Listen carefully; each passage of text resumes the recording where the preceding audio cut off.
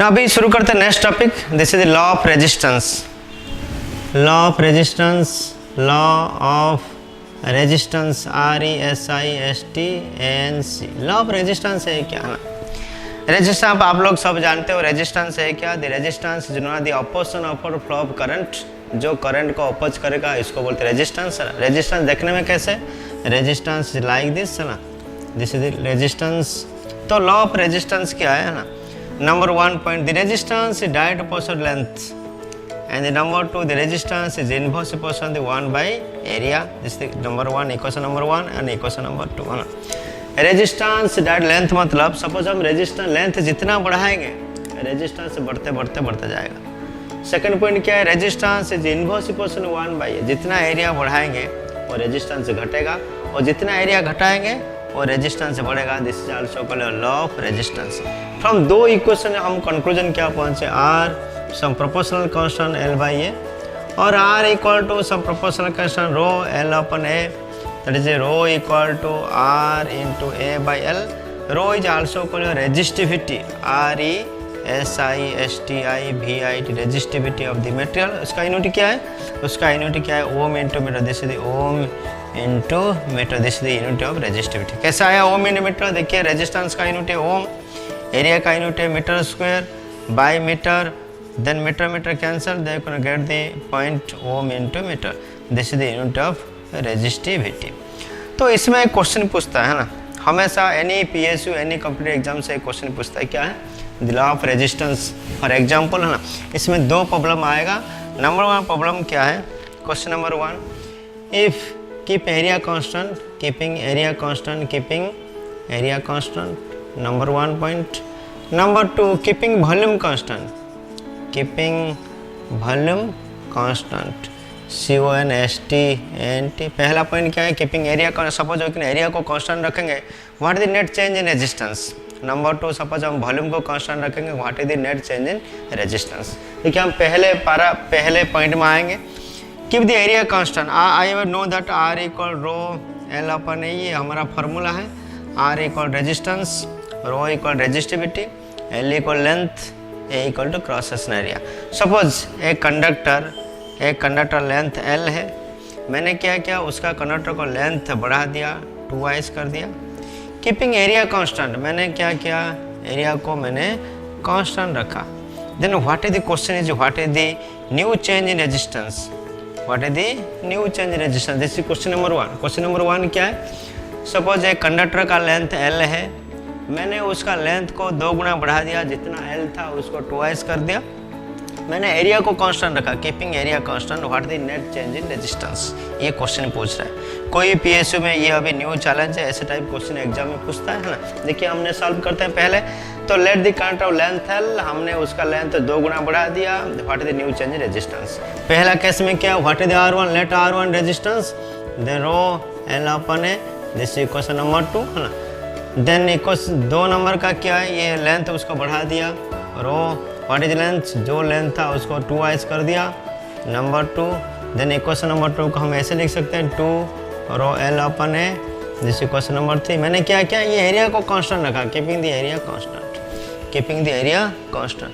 Then what is the net change in resistance, इसके जगह में लिखिए R2 equal to 2 times of the R1। If conductor length L है, जो था उसका 2 गुना किया। सपोज हमने एरिया कांस्टेंट रखा, तो उसका रेजिस्टेंस कितना? 2 गुना बढ़ा 2 गुना बढ़ा, मतलब the net change resistance the 2 times to the previous resistance. ये होगा क्वेश्चन। सपोज क्वेश्चन पूछेगा जो न्यू रेजिस्टेंस आया, पहला रेजिस्टेंस का कितना गुण है, ये भी क्वेश्चन पूछा है ना। ये भी क्वेश्चन पूछ सकता है ना। जो अभी जो रेजिस्टेंस आएगा, ओल्ड रेजिस्टेंस का कितना गुण है, वो भी पूछ सकता है ना। सपोज अभी जो रेजिस्टेंस आया, the new resistance is 2x then to the old resistance. Suppose question पूछेगा what the R1 equal to half of the है ना R2, the new resistance is 2x of the R1, similarly the old resistance is half of the R2। ये भी question आएगा। ये भी question, आप question को देख के आप आंसर कर सकते हो ना, नहीं तो you can miss the chance. तो ये एक टाइप क्वेश्चन है। सपोज कंडक्टर का लेंथ L है, मैंने उसका रेजिस्टेंस लेंथ को 2 गुना बढ़ा दिया, एरिया को कांस्टेंट रखा, what the new change resistance, the 2i of the old resistance. Then second type question है। सेकंड टाइप क्वेश्चन क्या है, सपोज मैंने लेंथ L है, उसका लेंथ को मैंने 3 गुना कर दिया, कीपिंग द वॉल्यूम कांस्टेंट। हमने क्या करेंगे, वॉल्यूम को कांस्टेंट रखेंगे, what the new change in resistance. ये भी एक वन टाइप दी क्वेश्चन पूछता है एनी PSU में है ना, एनी ITI इंस्ट्रक्टर में पूछ सकता है। लेट द कंडक्टर का लेंथ L है, हमने क्या किया, उसका 3 गुण करा दिया, 3 टाइम्स करवा दिया। Let the conductor length L, मैंने उसका 3 गुण करा दिया। क्वेश्चन क्या है, कीपिंग वॉल्यूम कांस्टेंट। हमने क्या किया, वॉल्यूम को कांस्टेंट रखेंगे, keeping the volume constant, what the new change in resistance. तो पहला कैसे में what the R1 equal row L upon है, दिस इक्वेशन नंबर 2।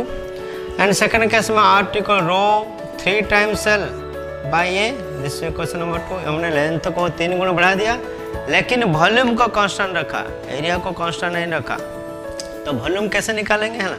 तो फॉर्मूला क्या है, volume equal to area into length, area into length equal volume, है ना। Suppose ये वॉल्यूम को मैंने कांस्टेंट रखेंगे, लेंथ को मैंने 3 टाइम्स बढ़ा दिया, what is the new change in resistance. देखिए इक्वेशन नंबर 1 को कैसे लिख सकते हैं, R1 equal row L by ए। हमने इसमें एक लेंथ मल्टीप्लाई किया डिनोमिनेटर में, न्यूमरेटर में लेंथ मल्टीप्लाई किया, what the new change resistance, R equal row L square by area into length equal volume. आ गया ना अभी, दिस इक्वेशन नंबर 3 है ना। सिमिलरली हमने द न्यू चेंज रेजिस्टेंस कैसे होगा, R2 equal to row L मतलब 3L का स्क्वायर बाय वॉल्यूम, है ना। मैंने ये वॉल्यूम को कांस्टेंट रखा, कीपिंग दी वॉल्यूम कांस्टेंट। तो R2 कैसे लिख सकते हैं, R2 equal to rho into 3L square मतलब 9L स्क्वायर बाई वॉल्यूम, और R2 equal to 9 rho L square by B. ये मैंने वॉल्यूम को कांस्टेंट रखा, this is keeping volume constant, this equation number 4।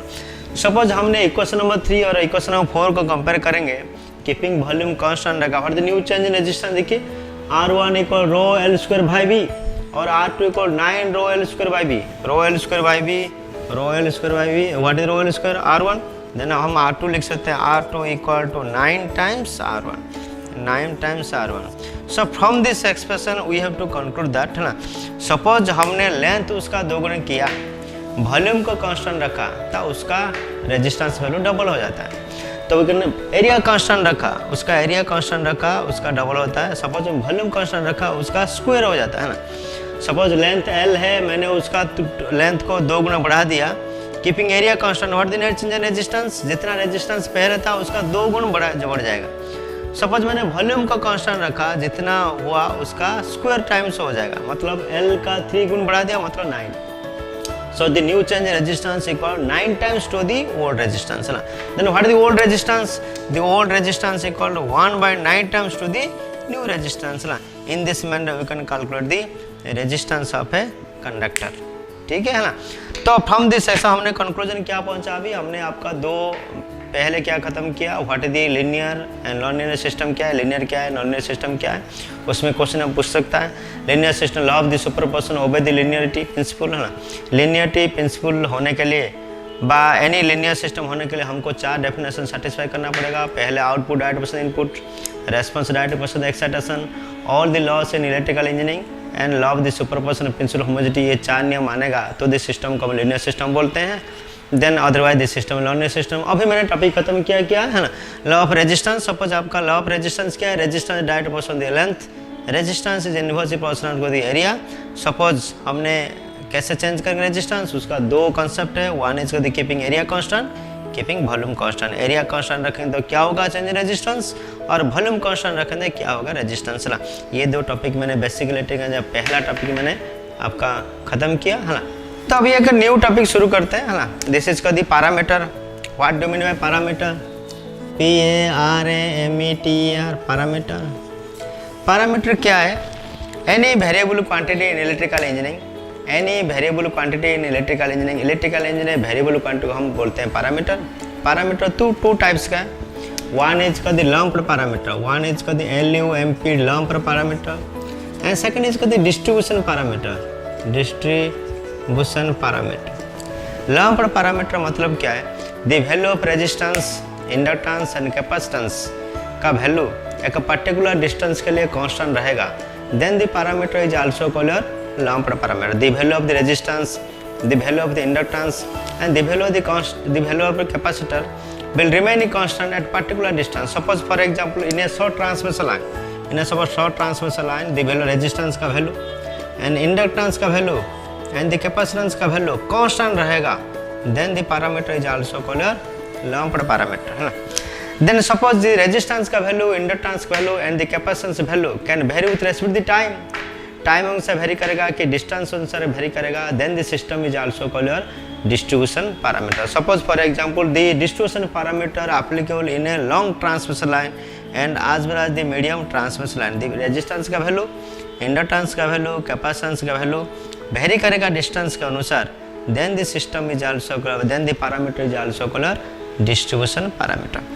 अभी हम लोग पढ़ेंगे तो पैरामीटर का व्हाट इज द फंक्शन क्या है, what is the main electrical and magnetic properties of a different parameter. Number 1, 3 parameter है इलेक्ट्रिकल में. वन इज का द रेजिस्टेंस, दिस इज का the resistance, the sign of a resistance R. And second parameter is inductor, this the properties of inductor is also called inductance. And third is का the capacitance, this is का the capacitor C. तो resistance का काम क्या है, only dissipation of energy. Resistance का कुछ काम है नहीं, वो खाली करेगा dissipation of energy, voltage drop करेगा, और नहीं तो उसका काम कुछ नहीं है. लेकिन ये जिसके साथ लग जाता है उसका इफेक्टिव बढ़ जाता है.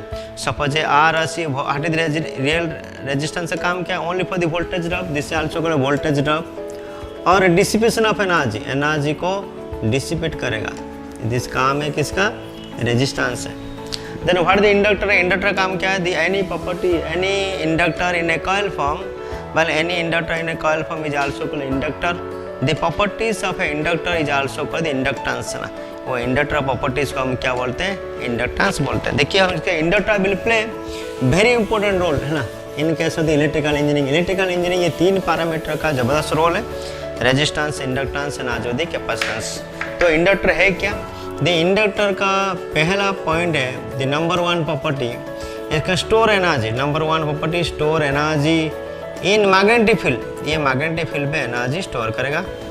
Number 2, this is the tangent analysis में इसका रोल जबरदस्त है. Tangent it play very important role in tangent analysis, है ना. It is a very important role in a tune circuit में उसका भी इंपॉर्टेंट रोल है ना. इट कैन रोल जबरदस्त, उसका रोल क्या है, रेजोनेंट फ्रीक्वेंसी में F0 = 1/2π√LC में. जिससे इसका इतना रोल है, it's a play very important role electrical engineering. Inductor is the heart of the electrical engineering. Inductor क्या क्या प्रॉपर्टी है देखिए, है ना. सपोज ये सिंपल कॉइल, एनी कॉइल को बाय एनी कंडक्टर को हम कॉइल फॉर्म कर देते हैं तो ये बन जाता है इंडक्टर. और the properties of inductor is also known the inductance. Suppose हमने वोल्टेज अप्लाई किया, suppose you can voltage apply to the inductor, then the current can flow due to the verification Ohm's law. क्यों current flow हो रहा है, due to Ohm's law. Voltage apply करेंगे तो current flow होगा ही होगा. So that the current can exciting to the coil, ये करंट कॉइल को एक्साइटिंग करेगा and develop a flux, and the flux will develop, and the flux will develop outside the inductor.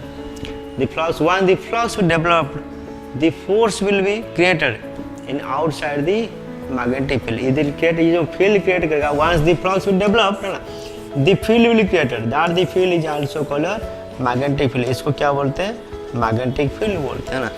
Magnetic field कैसे develop होगा, is a one type the force. So that the force, magnetic field क्या होगा, is one type the force. That the force is also called electromotive force. जब तक electromotive force develop नहीं होता तब तक ये करंट यहाँ से यहाँ तक नहीं फ्लो करेगा. तो ये इलेक्ट्रोमोटिव फोर्स क्या करेगा, करंट को खींच के लेके इधर से लेके इधर फ्लो करेगा. So that's why the electromotive force will play an important role in a inductor, है ना.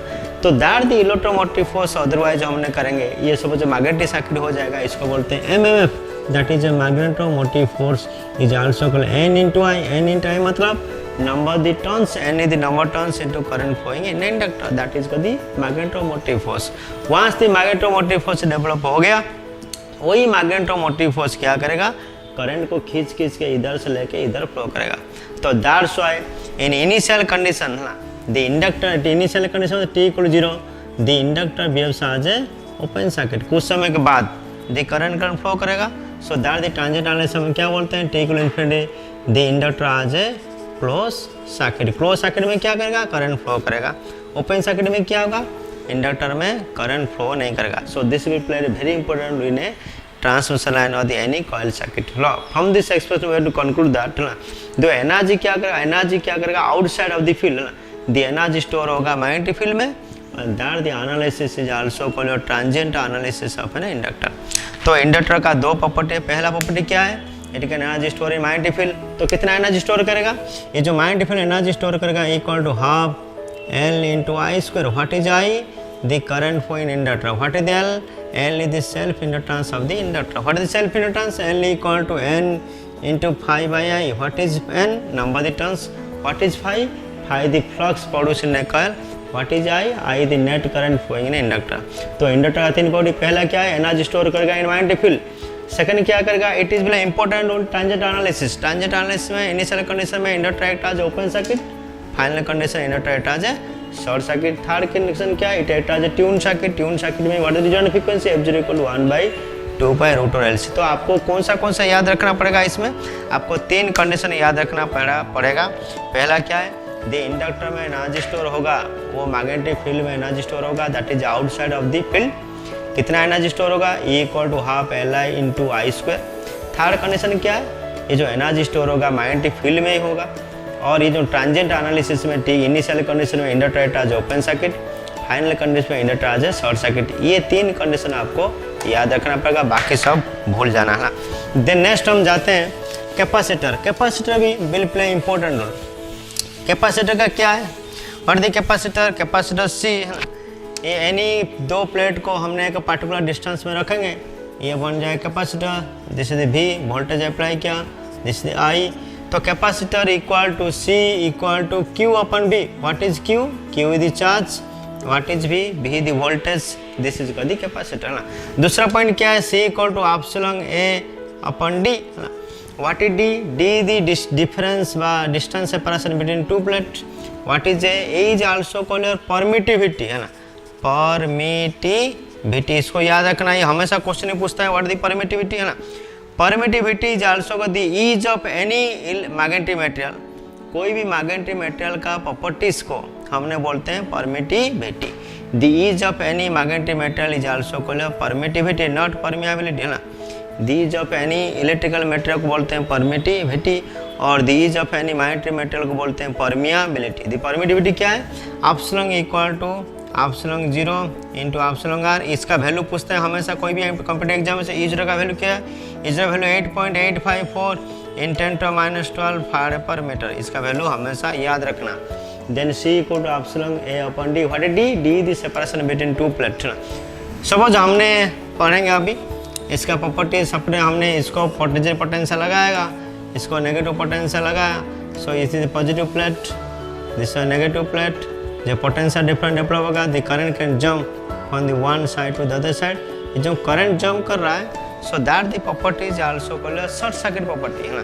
करंट जंप क्यों कर रहा है, ड्यू द पोटेंशियल डिफरेंस वजह से, पोटेंशियल डिफरेंस वजह से हमको करंट फ्लो कर रहा है ना। So that's why the initial portion T = 0 the capacitor act as a short circuit है ना। कुछ समय के बाद T = infinity the capacitor act as a open circuit. ये जो एनर्जी स्टोर होगा, that the energy store in dielectric medium, this also called an electric field. What the energy store, E = half into CV², आपको याद रखना पड़ेगा हाँ। So that is the properties of a capacitor, that is the properties of capacitor. ये तीन property resistor, inductor, capacitor very important role in electrical engineering. आपको क्या याद रखना, रेजिस्टेंस का काम क्या है, एनर्जी डिस्ट्रीब्यूशन करेगा। इंडक्टर काम क्या है, energy store in magnetic field. Capacitor काम क्या है, एनर्जी स्टोर इन इलेक्ट्रिक फील्ड। कितना एनर्जी स्टोर करेगा, E = हाफ CV²। इंडक्टर में कितना एनर्जी स्टोर करेगा, E = हाफ Li²। ये सारा एनर्जी स्टोर करके आपको आगे बढ़ना है, ठीक है। थैंक यू, फिर नेक्स्ट क्लास हम मिलते हैं।